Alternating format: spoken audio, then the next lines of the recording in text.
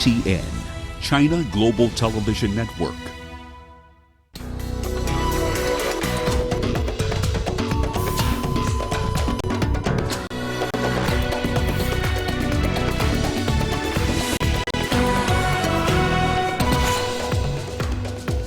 The US unveils a new strategy for Africa, focusing on trade and security. The DR Congo poll is thrown into confusion after election machines are burnt in an incident. And Kenya and China mark 55 years of diplomatic engagement. Hello and welcome to CGTN. This is Africa Live and I'm Karen Roberts in Nairobi. Also coming up in the programme. In business, Zimbabwe's ruling party holds its annual conference against the backdrop of crippling shortages of cash and fuel. And in sport, Angola beats Cameroon in the final to pick up a 13th Africa Women's Handball Championship title. The White House has unveiled a new strategy for engaging Africa, and a key pillar is designed to counter the rising influence of China and Russia on the continent. CGTN White House correspondent Jessica Stone now reports. It was just 3 months ago that Chinese President Xi Jinping announced Beijing would provide $60 billion in financial support to the continent of Africa. That's on top of a similar $60 billion package arranged for the region back in 2015. Over the past decade, China has been building roads and railways across Africa and is investing in the continent's energy projects. U.S. National Security Advisor John Bolton calls Beijing's spending a wake-up call to Washington. Africa, he says, is strategically important to the United States.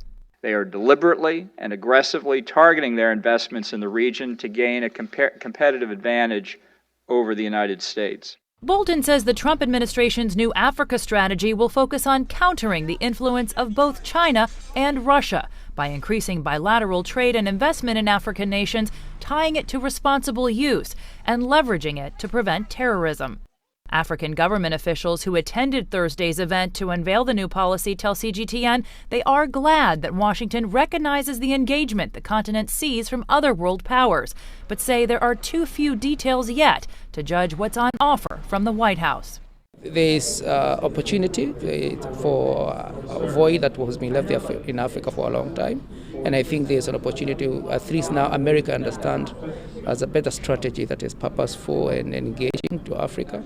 Yet Washington has made one key move towards making it easier for U.S. business dollars to flow to Africa. This fall, Congress passed legislation that combined several agencies into one to invest up to $60 billion into developing countries, including the acquisition of equity. Experts say incentivizing American companies to lend in Africa serves two purposes: countering terrorism and furthering market access. The last thing you want in Africa is a series of failed states in the continent, but also Africa is a growing important market for the United States and the West. Washington's promise to increase engagement in Africa is complicated. At the very same time that China and Russia say they will send more military troops to the continent, the Pentagon says it's scaling back, promising a 10% cut in U.S. military strength in Africa. Jessica Stone, CGTN, Washington. Well, even as the Trump administration advances the new policy expected to strengthen US-Africa ties and counter competition, analysts caution against looking at the African continent as a battleground. Africans shared their thoughts on Twitter on the new policy, and that still carries historic strategy. The approved U.S. policy to be adopted immediately will demand a new vetting of projects that will be cleared for support by the United States. Karen Attaya highlighted this in her tweet.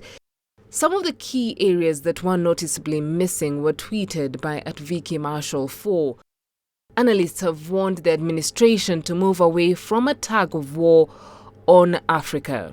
The new policy, however, drags the old strategy that puts America first.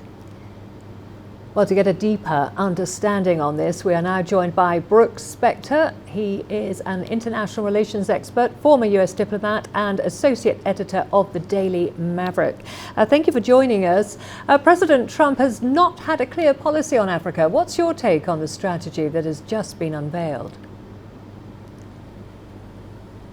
Well, you're quite right, and your introduction, I think, nailed down some of the key salient points. It's been almost 2 years since the Trump administration took office, and up until certainly this week, it was not clear at all what the approach to this continent was going to be. Even now, we're talking about the skeleton. There isn't the connective tissue, there aren't the organs, there isn't the muscle, certainly not the skin for any sort of specific understanding. I think one of the takeaways we already can have from this initial outline is that the Washington view on Africa is engagement, but engagement on a particularly narrow set of ideas, one of which is to, as your earlier examination said, to look at ways in which it counters Russian or Chinese involvement without fighting against it, one of which looks at ways of scaling back U.S. engagement with various UN missions that don't have clear purposes or outcomes, and in a kind of a rhetorical excess, perhaps to the Trump core support base, that they will be pulling back from foreign assistance programs that are unclear or murky or don't have particular outcomes in mind. In point of fact, it's very rare to have a foreign aid program which doesn't have objectives, even if they can't be carried out. So I think that's sort of the rhetorical trimming on the tree.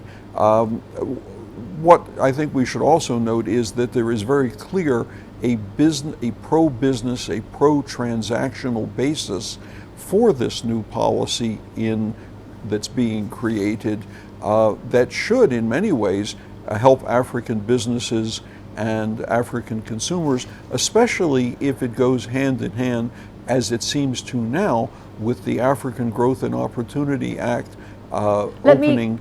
I'd like to at this point to the year 2025. Go ahead. Yes, I would like to interject there. Sorry. As you were saying, there are too few details at the moment, and it is a bit like a skeleton. Now, you were mentioning earlier that the other global players that are already involved in Africa, obviously China and Russia, wouldn't you say that this would be counterproductive if US were to intervene in this way, in view of the long-established relations that these players have already with Africa? Well, I don't know if it's necessarily counterproductive. I mean, just take the example of a harbor, a road, a railway line. Those are, in many ways, politically neutral circumstances. A road can be used by importers and exporters or travelers, regardless of who built it. The same, obviously, is true with a port or a railroad or even an airport. The intention of what is being done on those transportation and infrastructure installations, those are the key issues rather than just the investment in the building of them.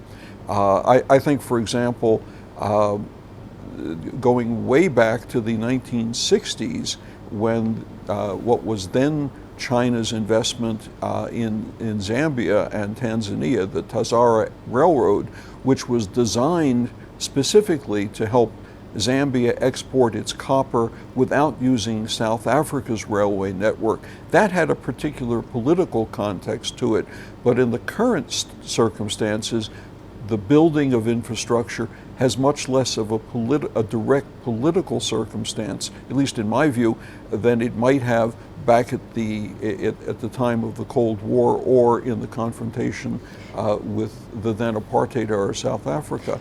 Let's talk a little bit more about expenditure. The new strategy will review US expenditure in Africa. Are we likely to see projects, especially humanitarian initiatives, winding up, would you say, in the near future? Well, I thought it was interesting that in National Security Advisor John Bolton's comments and in the fact sheets that have come out from the State Department and White House since, they mention favorably a number of such projects that are already ongoing and have been. And there was also not direct mention, but an allusion to things like the PEPFAR program, which is a very large American effort to work with countries on HIV and AIDS. So humanitarian projects per se are not being precluded. I think what the Trump administration thinks it's trying to do is to end the kind of open-ended commitments that it has accused previous administrations of being engaged in. Now, whether that will work out the way they hope is an entirely different question, something we get to revisit periodically. Okay, thank you very much for your analysis. Brooks Spector there, international relations expert, former US diplomat and associate editor of the Daily Maverick. Thank you very much for joining us. Moving on to other news now. In the Democratic Republic of Congo, a fire at a warehouse in the country's capital has destroyed 8,000 election machines. That's just 10 days ahead of the presidential election. Authorities are still investigating the cause of the fire. The head of the DRC's Electoral Commission, Corneille Nangaa, says it has obtained more machines for the December vote. CGTN's Chris Ochamringa has more from Kinshasa. The fire at the Electoral Commission warehouse has destroyed electronic voting machines that were supposed to be used in the capital Kinshasa later this month. 8,000 machines were burnt in the blaze. The head of the Electoral Commission says there won't need to be a delay to polls. We have procured more machines for the polls in case some get faulty, so the elections won't be affected. The fire broke out just 10 days before the country's highly anticipated elections. We are very sad to learn that the voting machines got burnt in the fire. We were waiting to hear what's next. What happened is regrettable. I only hope it won't affect the entire electoral process. Tensions have been rising in some of the DRC's major cities as presidential candidates hold campaigns. 21 candidates have registered for the presidential polls, but only 18 will run after opposition members formed coalitions. The frontrunners in the race are President Kabila's hand-picked candidate, Emmanuel Ramazani Shadari, the opposition's Felix Tshisekedi, and Martin Fayulu. Chris Ochamringa, CGTN, Kinshasa, Democratic Republic of Congo. Over to France now, and the hunt for the Strasbourg gunman is finally over. Officials have confirmed the death of the suspect who opened fire near a Christmas market in Strasbourg. 29-year-old Sherif Chekat died in a shootout with the police at the end of a 2-day manhunt. Authorities believe Chekat killed 3 people during the rampage near a Christmas market in Strasbourg, as we were saying. CGTN's Guy Henderson reports from the French neighbourhood where police closed in on the suspect. Well, multiple French official sources now confirm that the suspect, the man that they had been seeking these past few days, suspected of carrying out the Christmas market shootings here in Strasbourg, has been shot dead himself. Sheriff Chekat, the 29-year-old French citizen, shot dead by police, we believe, during a police raid which took place behind me in the Strasbourg suburb of Neudorf a little earlier. This was the suburb where the suspect had last been seen in the aftermath of the shooting. Apparently dropped off here, according to a taxi driver, after he had hijacked that taxi, and the taxi driver had told police, apparently, that he may have been injured during an exchange of fire with French soldiers in the aftermath of that attack. But questions had always remained over whether he may then have escaped further afield, possibly across the French border into Germany, or whether he might have been holed up, possibly immobilised from his injuries, much closer to the scene of the attack. That, it appears, is exactly what happened. Guy Henderson, CGTN, Strasbourg. Well, we're going to a short break now. Don't go away. Lots more to come, including Kenya and China mark 55 years of diplomatic engagement. And UK Prime Minister fails in her bid to renegotiate the Brexit deal with EU leaders.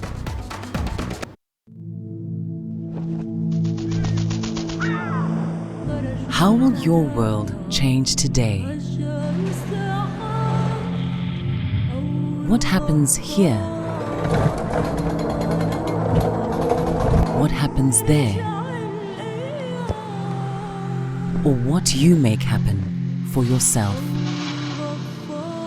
If it matters to you, it matters to us too. Your stories are the stories that need to be told. Africa Live. Find your voice.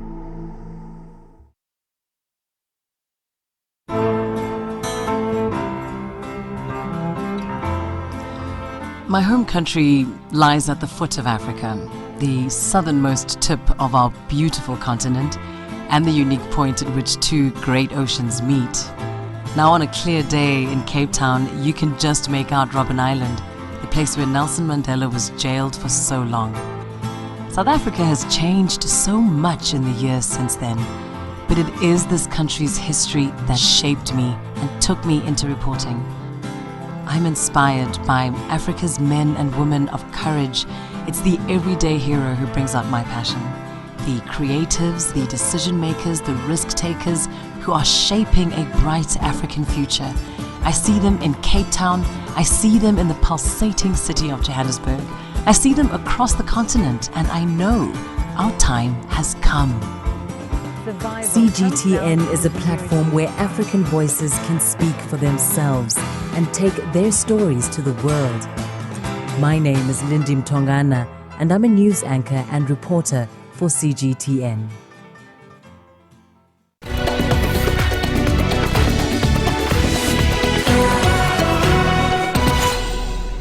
December the 14th marks the 55th anniversary of the establishment of China-Kenya diplomatic relations. China-Kenya relations have become a model of the friendly cooperation between China and other African countries. The China-Kenya Comprehensive Strategic Partnership has borne new fruit and played a leading and exemplary role in China-Africa relations. Well, in recent talks, President Xi Jinping and President Kenyatta exchanged in-depth ideas on governing the country and discussed increasing cooperation in the fields of agriculture, infrastructure, construction, medical and healthcare, and production capacity. These areas have created a new direction for the development of bilateral relations. Well, Kenya's Ministry of Education has signed a Memorandum of Understanding with the Chinese Academy of Sciences to support the operation of the China-Africa Joint Research Centre. The centre, the only one built by the Academy in Africa, is geared towards scientific research and encouraging knowledge transfer between the two countries. Leaders from the Kenyan government and scholars from Kenya and China assembled at the Jomo Kenyatta University of Science and Technology to officially open the JKUAT Botanical Garden and the Sino-Africa Joint Research Center. The Botanical Garden was set up in collaboration with the Wuhan Botanical Garden of the Chinese Academy of Sciences, and it disseminates cultural and scientific information about plants. Sajorek, a collaborative initiative between JKUAT and the Chinese Academy of Sciences, comprises specialist research facilities including laboratories, a herbarium and greenhouses. Sajorek serves as the platform and bridge of scientific cooperation between the Chinese and African scientists in a wide range of fields. It is a hub of Sino-Africa collaboration on biodiversity-related research. It also focuses on areas such as wildlife protection, prevention and treatment of desertification, climate change monitoring, and modern agriculture demonstration. It is unremittingly implementing the Belt and Road Initiative proposed by President Xi Jinping and the People's Republic of China for the Belt and Road regions.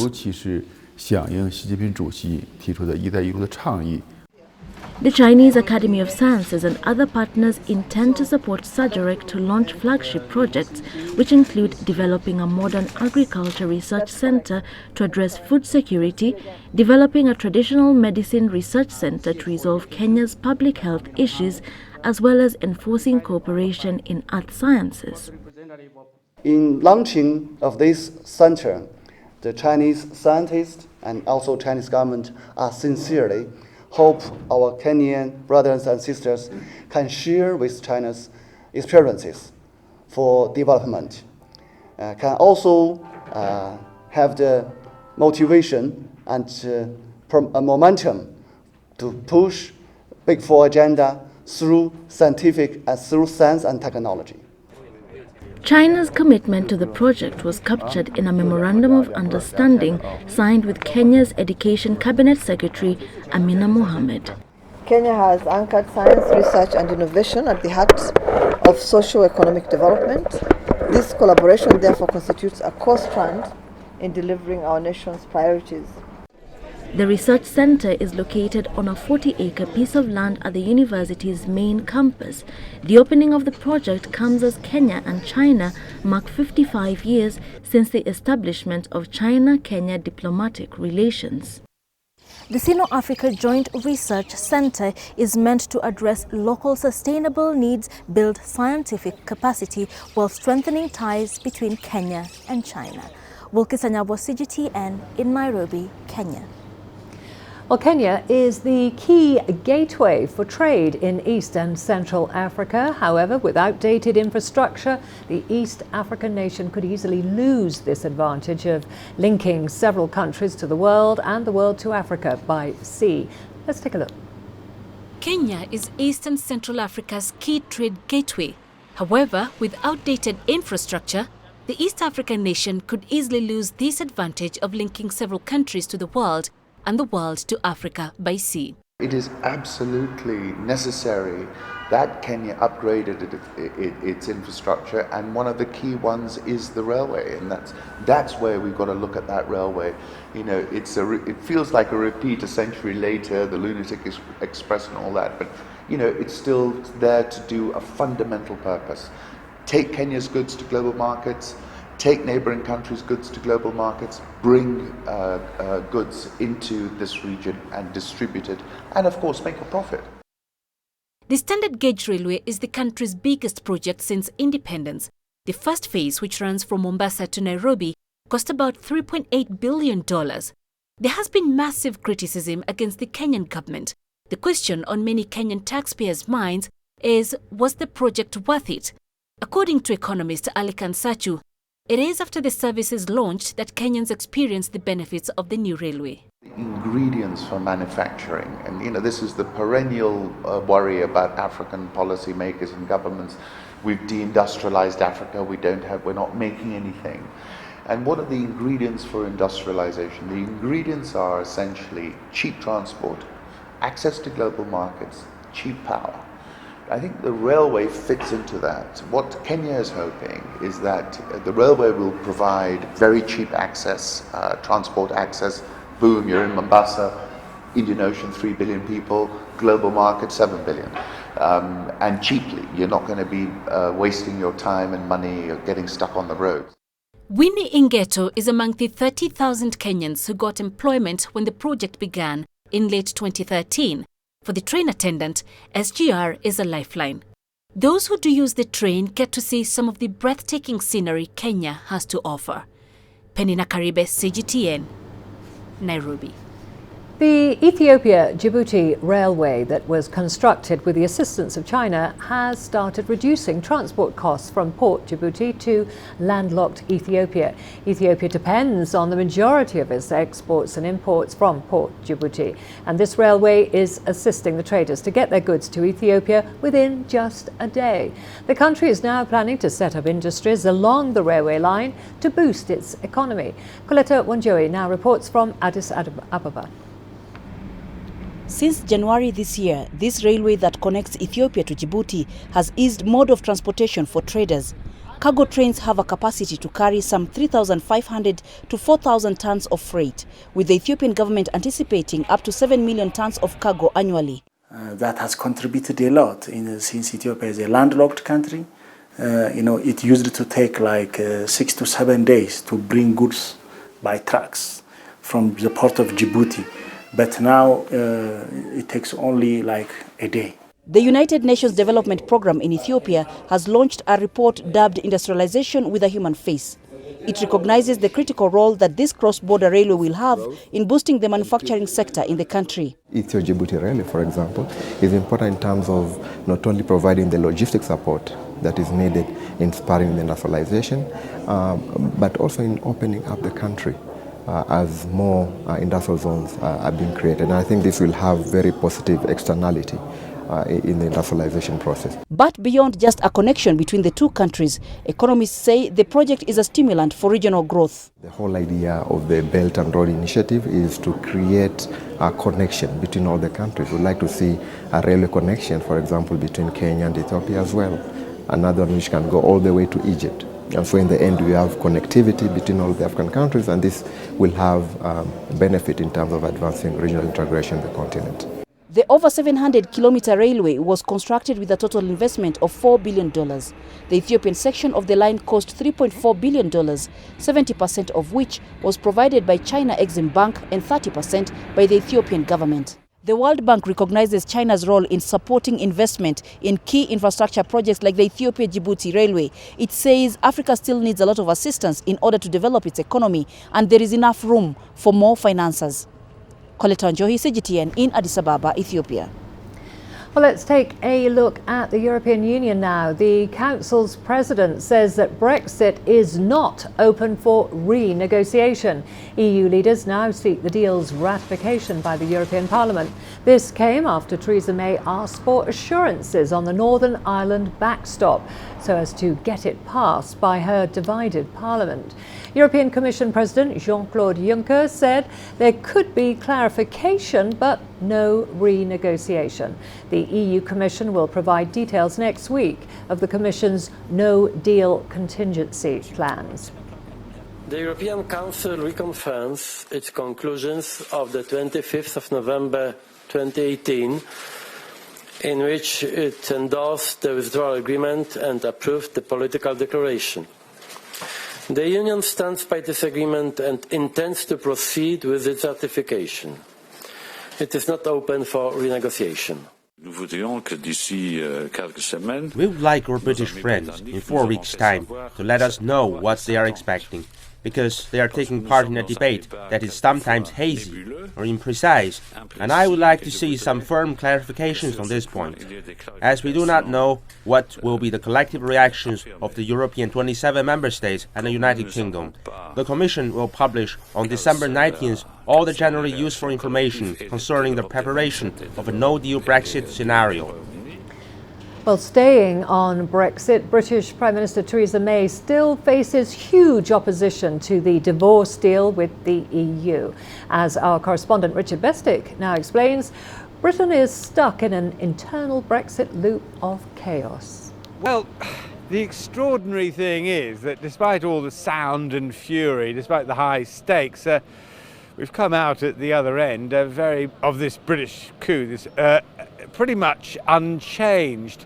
We do have, though, numbers now. We know that more than a third of the members of her ruling Conservative Party in Parliament are opposed to Theresa May's leadership and, by association, opposed to her Brexit deal with the EU.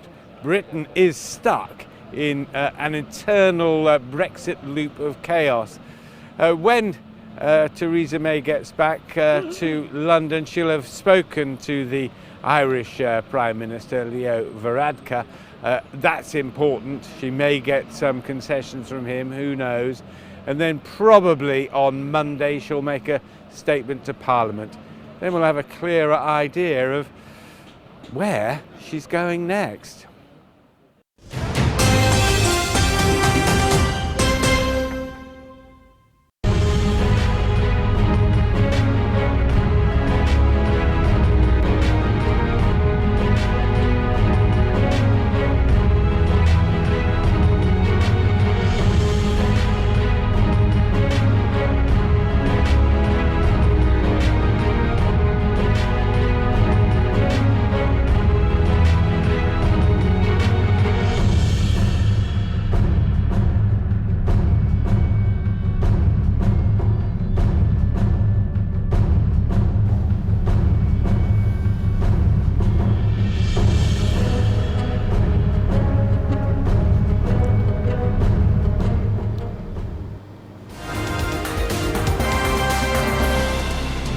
A recap of our top stories now. The Trump administration rolled out a new strategy for Africa. John R. Bolton, President Trump's national security advisor, said the United States would lavish money and greater attention on the African continent, casting it as a crucial battleground in the global economic contest between the United States and China. In the Democratic Republic of Congo, a fire at a warehouse in the country's capital has destroyed 8,000 election machines. That's just days ahead of the presidential election. Authorities are still investigating the cause of the fire. The head of the DRC's Electoral Commission, Corneille Nangaa, says that it has obtained more machines for the December vote.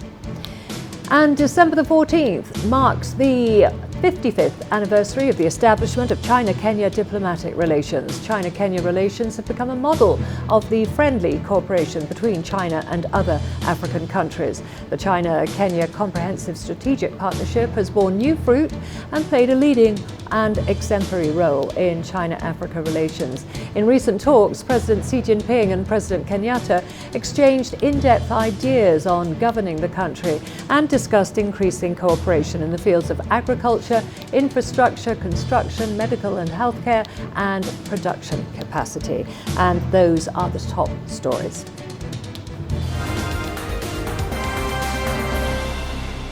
Well, we are going to a short break now. Don't go away. We've got all the business news coming up, including Zimbabwe's ruling party holds its annual conference against the backdrop of crippling shortages of cash and fuel. And European Central Bank ends its bond buying program. Africa is the nexus of enterprise, and global business will tell you why it matters. From the mega investment projects to multi-billion-dollar mergers and acquisitions. Africa today collects, just in terms of revenues from taxes alone, $545 billion a year. If you take 10% of that and you devote it to the energy sector, problem solved. All this on Global Business, weekdays at this time on CGTN. You don't find the stories of North Africa by sitting on the sidelines. You've got to get out, go there, and you'll find them. In the bazaars of Casablanca. Among the crowds in Cairo. We come to visit Cairo, the ancient capital of Egypt. Along the waters of the Nile. Along the sands of the Sahara. No one else will take you where we can in North Africa. No one else will show you what it's all about. CGTN, see the difference.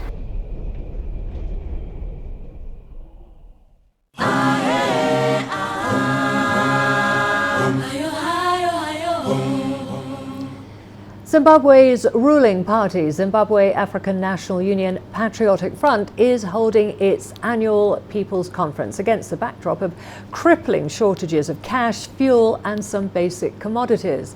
President Emmerson Mnangagwa is due to officially open the conference on Friday and has promised the economy will be the party's top priority. It's the first time the ZANU-PF faithful are gathering at a national level since winning elections in July.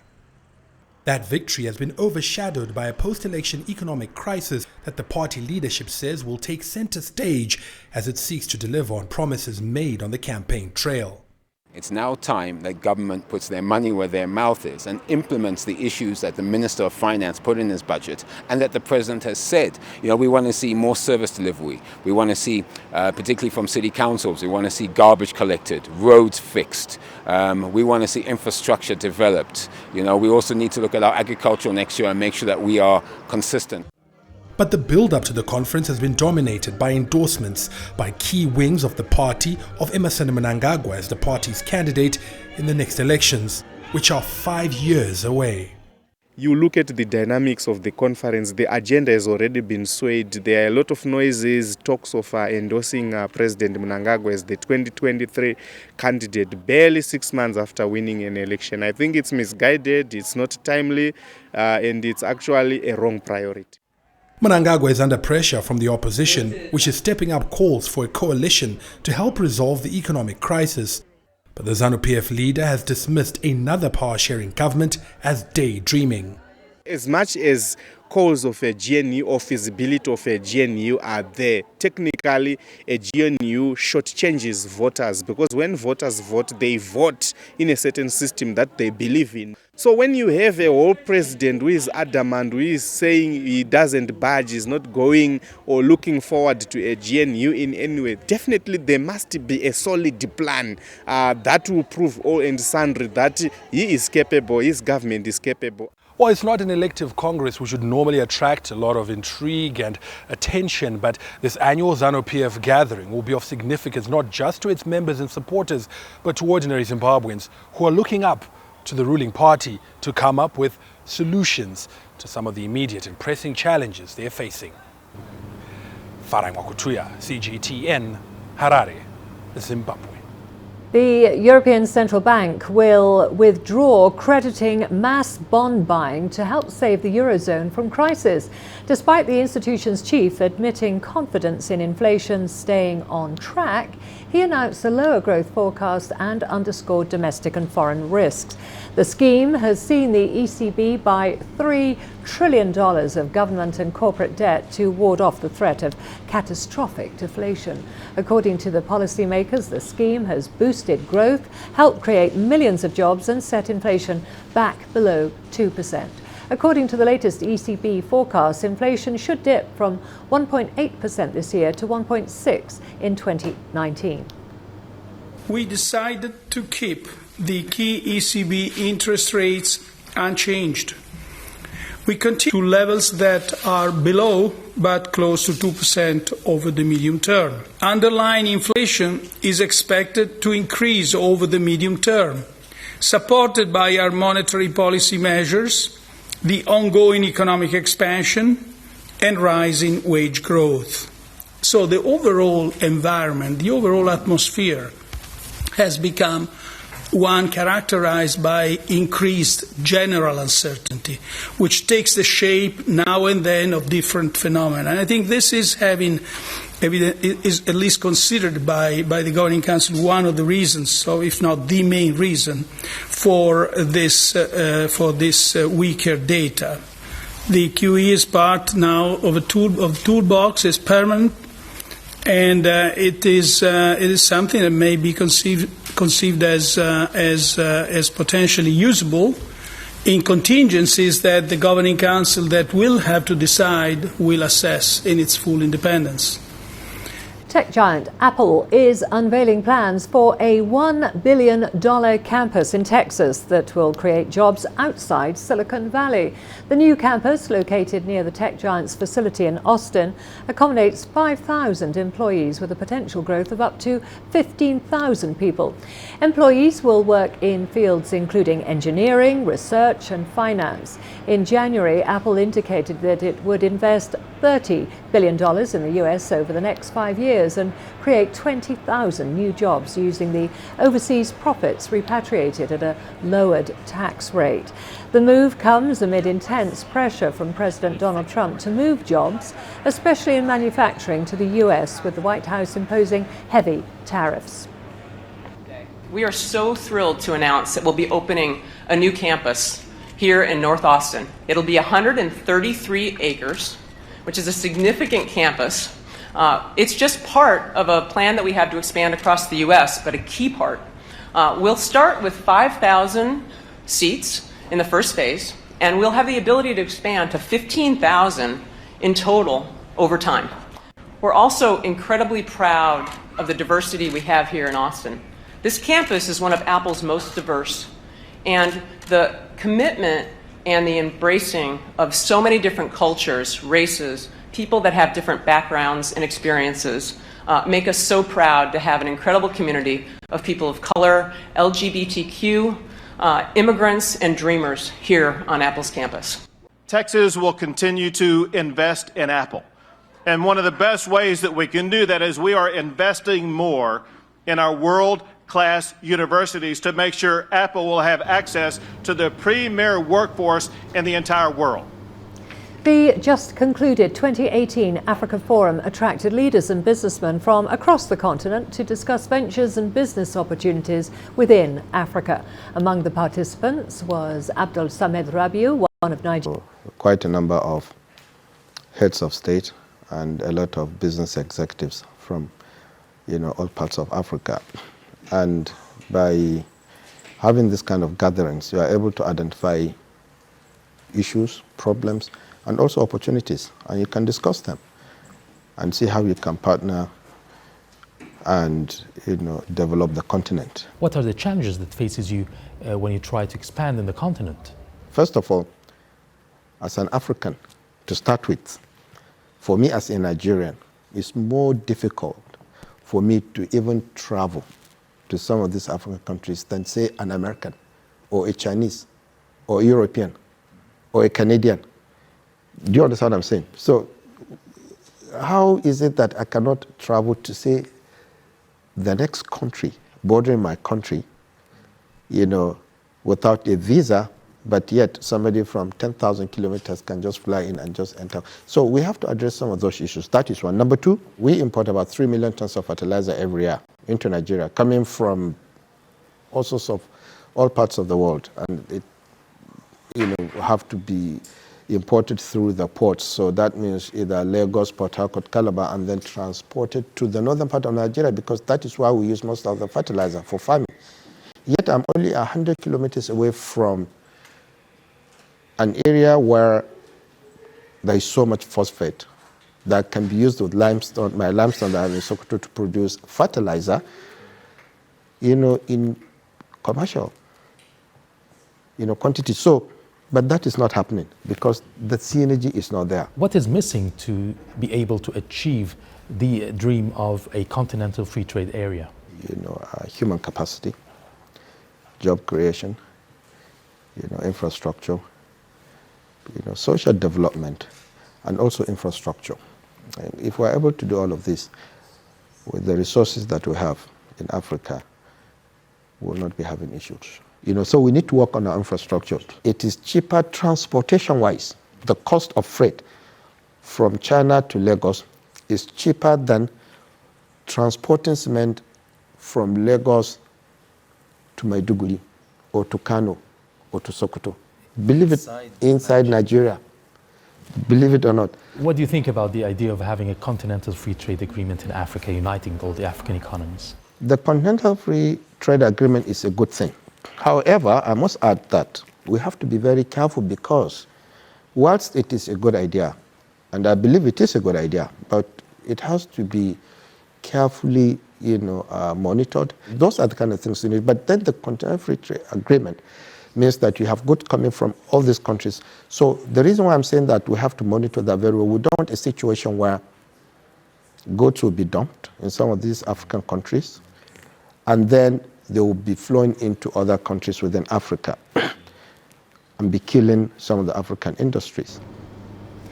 In South Sudan, China has donated farm machinery to boost the country's agricultural sector.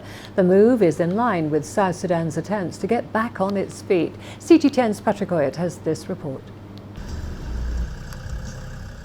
Tractors, combined harvesters and irrigation equipment are just some of the machines being donated by China. These farm tools will be distributed throughout South Sudan, and Beijing will train workers on how to use them. I hope we would take this as a small opportunity to plow the land of conflict and plant the seed of peace and harvest development and prosperity. Beijing is one of the largest investors in South Sudan's oil sector and is keen to see peace return to the country. Experts say the only way to end South Sudan's food insecurity is to encourage the population to farm for themselves, and with peace expected to return to the country, it's hope equipment such as this one will go a long way in transforming the country's agricultural sector. The majority of South Sudan's population is dependent on subsistence farming. Many have been displaced by the war which began in 2013, but now, with a new peace deal underway, the government is urging those displaced to return home and prepare to farm. We have known how we have gone wrong, and we have known now what we need in the area of food security, in the area of security, physical security to our people, to our properties, in our system of governance. We have learned a lot. So I think this time this peace is going to work. China has also brought in experts to train South Sudanese people on how to use and repair the donated equipment. It's hoped that this measure will help get South Sudan back on its feet.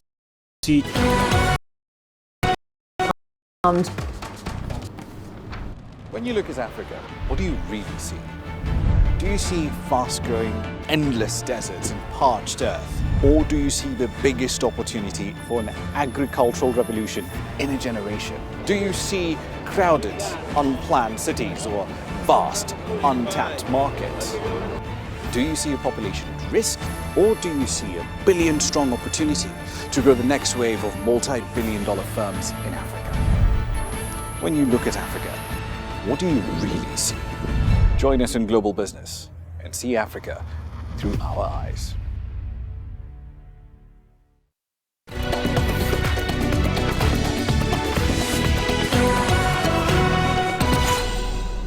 To South Africa, where plastic pollution is affecting the country's sea life. A green sea turtle was discovered on a Western Cape beach with a large sheet of plastic lodged in its throat. The animal underwent emergency medical treatment to save its life and is currently quarantined at the Two Oceans Aquarium in Cape Town. The incident has caused alarm amongst conservation authorities who say plastic pollution could threaten the health and survival of many marine species. CGTN's Travis Andrews with this report. It's an emergency medical procedure that has saved the sea turtle's life. The animal had to have an entire plastic bag removed from its gut. It's an incident that's highlighted the shocking scale of plastic pollution along the coastline. Alvy, as it's been fondly named, is lucky to be alive and is now in the care of staff at the Two Oceans Aquarium, where it will undergo intensive rehabilitation to get it back to good health. Upon its arrival to the facility though, the early diagnosis didn't look good. The first x-ray already you could see that the blockage was really quite high up in the esophagus. And so we then knew he had a blockage there, and this was probably one of the primary reasons why he was struggling and declining in health. The aquarium has been looking after a number of sea turtles that have in the past been in urgent need of medical attention. Plastic pollution-related injuries is a growing trend though. A special endoscope had to be used to track the source of the plastic lodged inside Alvy's throat, and now the quarantine zone is where he spends his days, which seems will continue for a bit longer. He's definitely not ready for release yet. He's got a little bit of rehab to undergo. He needs to gain some strength. He needs to show signs of being able to actively forage and feed. Around 80% of all plastic in the ocean comes from land, so it's not just Alvy that has become a victim. Many more have to navigate and avoid ingesting plastic pollution at sea, which seems to also be on the increase. We are seeing plastic on the beaches, in the oceans. We are finding animals with plastic in them. We are finding animals with plastic around them. So there's definitely a big problem. We see it right here in the harbour. For now, though, the aquarium rehabilitation staff will tend to the needs of Alvy and others affected by these problems, and have urged fellow citizens to keep the beaches from becoming a plastic dump site. Over the years, the aquarium staff have been successful in the rehabilitation and reintroduction of animals back into the wild. So Alvy's long-term prognosis does look good. There are many other marine life affected by plastic pollution along this coastline that probably won't fare that well. Travis Andrews, CGTN, Cape Town. Sports coming up after the break, including